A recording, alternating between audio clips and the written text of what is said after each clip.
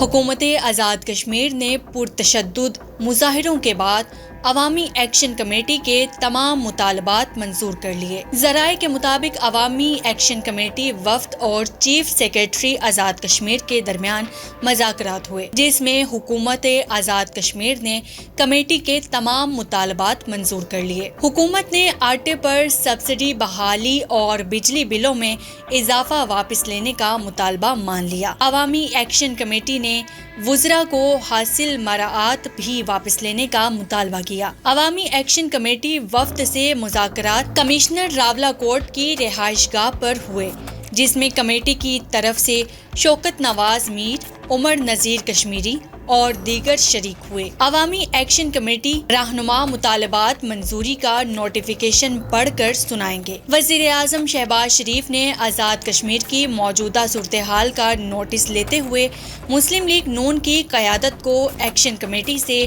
فوری رابطے کی ہدایت کر دی۔ سماجی رابطوں کی ویب سائٹ پر جاری اپنے بیان میں وزیر اعظم شہباز شریف نے کہا، مذاکرات اور پرامن احتجاج جمہوریت کا حسن ہے۔ شہباز شریف نے خبردار کیا کہ قانون ہاتھ میں لینے اور سرکاری املاک کو نقصان پہنچانا برداشت نہیں کیا جائے گا۔ ایسے حالات میں کچھ عناصر سیاسی پوائنٹ اسکورنگ کرتے ہیں۔